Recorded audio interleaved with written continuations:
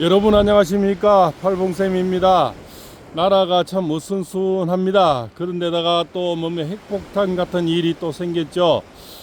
제가 이런 말씀을 드렸습니다. 이재명인들은 5월이 오면 평관 칠살이 오고 또 기문간살이 와서 귀신이 나타난다고 얘기를 했습니다. 기문간살은 귀신 긴자거든요. 그래서 귀신이 문을 열어서 들어온다 이런 뜻이 되는데요. 드디어 그 일이 생겼지 않나, 저는 그렇게 철학자로 생각이 됩니다. 윤석열 대통령이 계엄을 한 것은 뭐 때문입니까?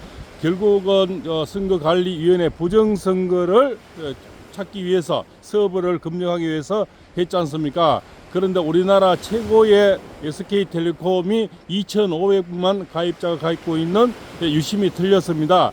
그런데 더 억울한 것은 어디서 어느 경로로 틀렸는지 아직도 모르겠고 얼마만큼의 피해가 나올지도 모르겠다는 겁니다. 여기서 저는 부정선거에 대해서 더욱더 불이 붙는다고 볼 수가 있습니다. 이것이 귀신이 아니고 뭐겠습니까? 바로 평관칠살이라 얘기됩니다. 저는 분명히 큰 타격이 예상이 되는데요. 어차피 윤석열 대통령님의 계엄은 합리화가 될 거고요. 그렇지 않습니까? 대통령님이 왜 계엄을 했는지 명분이 여기서, 그 크다는 큰 회사, 우리나라 최인류 기업이 해킹이 당했는데 해킹의 경로도 모르겠다. 그럼 지금은 이제 중국에서 했는지 북한에서 했는지 여러 가지 이야기가 나오지만 그것 또한 불명확하고요. 알 수가 없다고 얘기합니다. 그런데 벌써 한번 피해 사례가 나오지 않습니까? 부산에서 SK텔레콤 서는 사람이 이 갑자기 불통돼 버리더만, 그렇지 않습니까? 전화기 불통돼 버려 다른 데서 개통이 돼서 5천만 원이 빠져나갔다고 합니다. 그것도 1,000만 원씩 나눠서 5분이 빠져나갔다고 하는 거죠. 그래서 벌써 이런 피해가 유출이 되기 때문에 앞으로 얼마나 많은 피해가 나올지 가늠조차 안 된다는 겁니다. 저도 어제 유심을 사러 가봤는데요. 수없이 줄을 서 있는데 결국은 유심은 없습니다 얘기하더라고요. 그래서 우선 급하게 유심 보호 가입 서비스입니까? 거기를 우선 가입을 했는데요. 그것도 가입 예시라 어쩌고저쩌고 이래 나오는데요. 또 이렇게 그것만 해가지고는 또 안 된다는 얘기가 있고요. 또 유심도 갈고 보호 서비스도 하고 여러 가지를 다 해야 된다고 얘기하는데, 사실 우리 팔봉쌤 TV의 구독자 대부분 연세가 많은데요. 잘 할 줄 모르는 사람도 너무나 많을 겁니다. 그러면 SK텔레콤 직접 찾아가시든가 자식들인데 부탁을 하든가 이렇게 하시는 게 도움이 될 것 같습니다. 그리고 폰이 오래됐거나 가입한 지 오래된 분은 아예 기지국을 바꿔보는 것도 지금 현재는 소나기가 피하고 보라고요. SK텔레콤이나 다른 데서 LG로 가든가 KT로 가든가 다른 데로 가서 지금 당분간 없애버리고 이렇게 하는 것도 도움이 되지 않나, 개인적으로 그렇게 생각이 됩니다. 굳이 지금 SK텔레콤만 인연해서 걱정하고 있는 것보다는 저는 폰을 바꾼 지 얼마 안 됐어요. 좀 그것도 못하 저것도 못하는데요. 오래된 폰은 이런 부분을 그렇게 하는 게 좋지 않겠나. 이렇게 아니 땐 꿀뚝에 연기 나겠습니까? 늘 불안하게 있는 것보다는 그런 방법도 좋은 방법이다. 저는 그렇게 생각이 됩니다. 어차피 소나기는 피하고 봐야 되거든요. 나중에 물려준다 하고 보상한다 하지만 우리가 대기업을 상대로 일일이 그것을 유심해서 해킹이 당해서 거기서 피해를 봤는지를 그걸 우리가 판단하고 증거를 대기에는 또 변호사를 사야 되고 쉽지 않습니다. 대기업이 제가 피해 봤습니다 하면요, 갑자기 물려두듯이 여기 있습니다 갖다 줄 사람 하나도 없습니다. 그 법적으로 다 증빙을 해야 되고요. 또 거기서 해킹 당해서 내가 피해를 봤는데 증거를 또 찾아야 되고 또 그 증거를 드려야 되는 거 아닙니까? 그럼 변호사를 사야 되는 거죠. 그러면 그런 비용, 그런 스트레스, 그렇지 않습니까? 그래서 결국은 내 조처는 내가 하는 게 맞다, 그렇지 않습니까? 자기 앞마당은 내가 쓰는 게 맞아요. 이런 말이 있지 않습니까? 그냥 가는 눈길에도 발자국이 남다고요. 그냥 우리가 가는 발자국 하나에도 그것이 증거가 될 수가 있거든요. 그래서 이미 그 연기를 없애버리는, 그렇지 않습니까? 아궁을 막아버리는 것도 좋은 방법이다. 저는 그렇게 생각을 하고 있습니다. 그래서 부정선거에 대한 어떤 이슈가 더욱더 불거질 거라 보고요. 이런 큰 계기가 아니면 중도층들은 잘 깨어나지 힘든다고 생각이 됩니다. 우리 안철수나 한동훈이도 부정선거가 있겠느냐 항상 그렇게 얘기를 하지 않습니까? 그자들은 그래서 그자들에게도 한 방 먹일 수 있는 큰 사건이 터졌다. 또 이렇게 항상 불이 나면요, 또 재미 보는 사람들이 또 있습니다. 지금 유심 만드는 회사, 그러다가 저 경기도에 또 이재명이 그 옛날에 했나 그게 뭡니까 코드나입니까 코나아이 그 지역 화폐 만드는데 거기서 유심도 만든다네요. 그 회사가 지금 주가가 뭡니까 완전히 널뛰기로 올라가고 있는데 유심 만드는 회사들도 다 올라가는 것 같습니다. 그래서 항상 불이 나면 또 재미 보는 사람도 옆에 늘 있습니다. 그렇지 않습니까? 그래서 세상이 참 공평한가 봐요. 늘 잘 되는 사람이 못 되는 사람이 있고 못 되는 다 나라가 지금 이렇게 휘청거리면 또 덕 보는 사람이 어부지리로 있는 것 같습니다. 그래서 유심 만드는 회사 이런 회사들이 지금 덕을 보고 또 경기도에 그 뭡니까 바로 지역화폐감 4조 원이 이렇게 했다는 그저 발주가 들어갔다는데요. 엄청난 또 이득을 보는 회사도 있는 것 같습니다. 그리고 뭡니까 우리 대법관의 그 뭡니까 재판 연구관 출신이죠. 현재 경북대 교수고요. 이런 부분이 그렇게 결국적으로 뭡니까 이충상 교수님이라네요. 이분이 우리 이재명 공직선거법에 대해서 우리가 서종호 변호사가 주장했던 자판을 해야 된다, 파기 자판을 해야 된다, 환송이 아니고 환송을 가면은 결국은 떠넘기기다. 고등법원에 자기 대법관들이 12명이 책임을 떠넘긴다. 3명인데 떠넘긴다는 거죠. 너가 판단해라는 거죠. 파기 환송은. 그러면 이자들은 뭡니까? 파기 환송을 하면은 언제 할지 모르겠죠. 선거 끝나도 하질 않을 거고. 그럼 이재명이 대통령이 되면은 그걸 법을 바꿔서 그건 어차피 없애버릴 거 아닙니까? 여러 가지 법을 만들어서. 그래서 파기 자판도 2% 확률이지만 파기 자판을 하는 게 맞다. 네, 그러면 자 우리 대통령이 구속 취소되는 것도 확률이 적대요.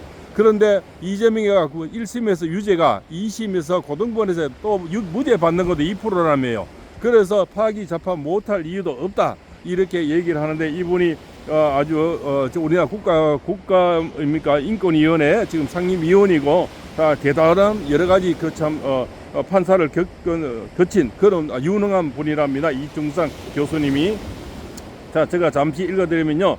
이 사건은 그 소송 기록과 1, 2심이 조사한 중 증거에 의해 판결하기 충분하다. 1, 2심이 합계 9개월 이내에 심리와 선고를 했어야 할 이 사건을 30개월이나 걸려서 심리와 선고를 했기 때문에 유무죄 양형에 관해 더 사실을 심리할 것이 없으므로 고법이 더 심리하라고 환송할 사건이 아니다.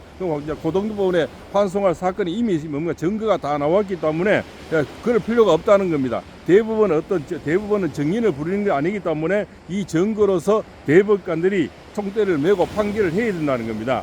둘째, 요즘 대다수의 논평이 대법원의 파기 자판 양형 사례가 없거나 극히 적다는 이유로 이 사건 역시 대법원의 파기 자판 가능성이 없거나 극히 적다고 한다. 그러나 파기 자판의 양형 사례는 있다.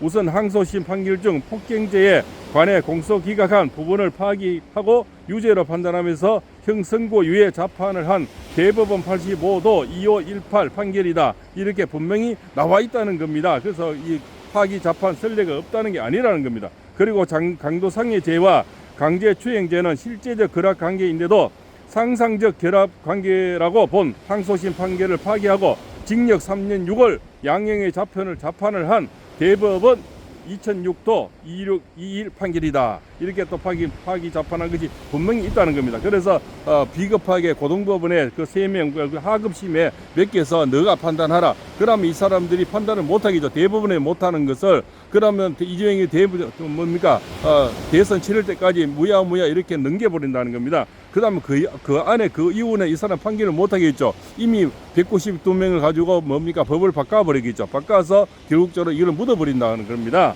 그래서 대법원이 너가 12명이 하급심에 그렇습니까 고등법원에 이걸 미루지 말고 결국적으로 판단을 하는 게 대법관다운 처세다 이런 얘기를 하는 겁니다.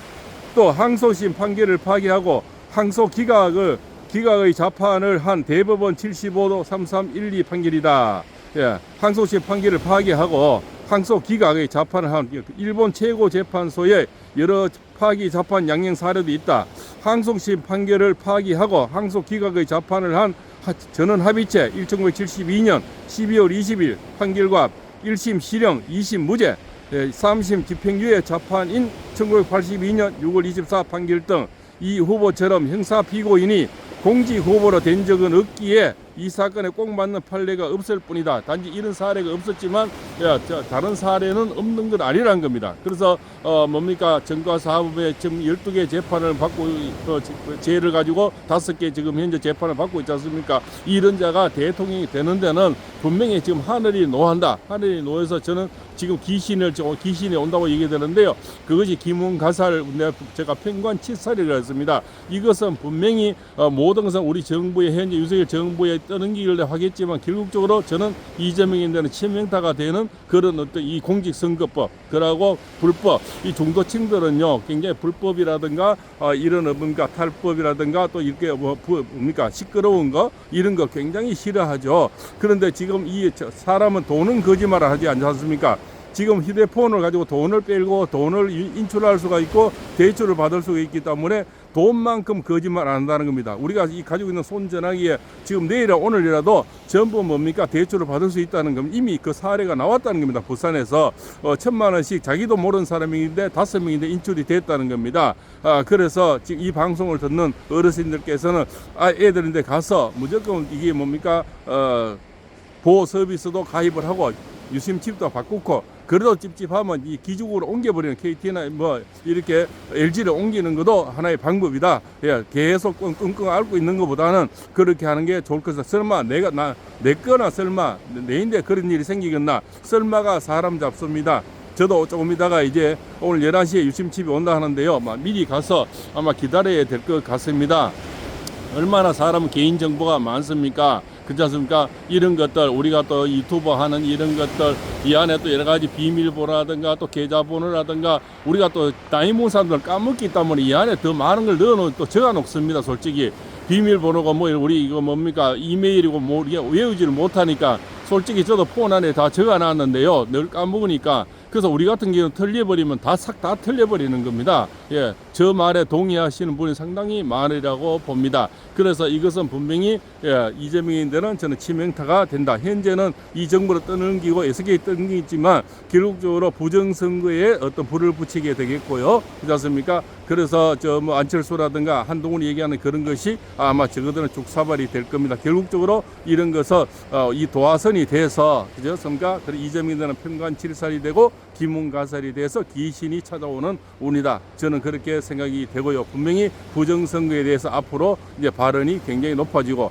이렇게 해킹을 당했는데 선거관리위원회는 더 어수라도 하지 않습니까? SK 정도 되면 2,500만이 가입된 이런 곳에 얼마나 탄탄하게 되어 있겠습니까? 그래도 지금 해킹 설로 경로를 모른다는 거예요. 누가 있는지 모른다는 거예요. 그리고 무슨 얼마나 피해가 된 것도 모른다는 거예요. 기가 막힐 노릇입니다. 그렇지 않습니까? 그런데 선거관리위원회는 비밀번호가 1, 2, 3, 4랍니다. 기가 막힐 노릇 아닙니까? 그래서 앞으로는 수개포에 대한 이제 미국도 수개포 이제 하지 않습니까? 그 전 세계가 수개포에 대해서 이제는 선거관리위원회 그 뭐 1억 연봉을 다 이상 주고 다 먹고 놀고 할 짓이 없어가지고 그저 아파 찬스로 다 들어간 애들 뭐합니까? 수개표나 시켜야 되겠죠. 그 많은 돈을 주는 또 우리 대학생들 알바 자리 없어 그런 건데 그 선거 때마다 수개표하면 알바 자리가 얼마나 생깁니까? 그렇지 않습니까? 대학생들 좋고 국민 좋고 불안 심리 없애고 왜 안 한다는 거예요? 노태하기는 이런 계기로 이제는 수개표에 대한 소리가 굉장히 높아지리라 봅니다. 그리고 당연히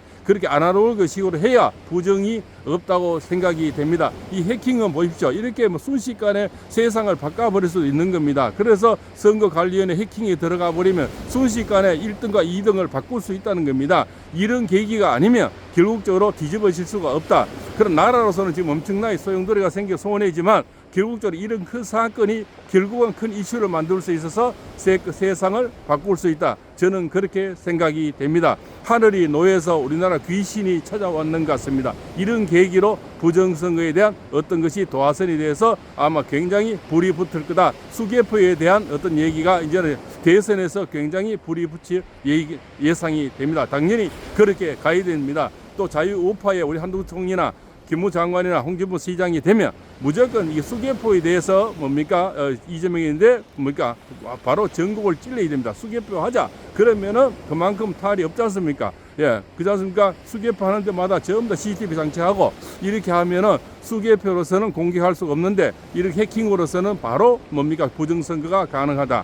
그래서 지금 이 SK도 틀리는데 중앙선거관리위원회가 안 틀린다는 보장이 어디 있겠습니까? 그래서 지금까지 염려한 공병호 박사가 늘 얘기한 그런 뭡니까 조작 이런 충분히 가능하다. 그래서 오늘 SK텔레콤이 그것을 바로 각인시켜줬다. 저는 그렇게 생각이 됩니다. 이것 또한 우리가 당장 많이 당하기 힘들고 고통스럽겠지만 내 돈이 빠져나갈 수 있으니까 그러나 이것이 전화위복의 계기가 된다. 저는 그렇게 생각을 합니다. 팔봉세입니다.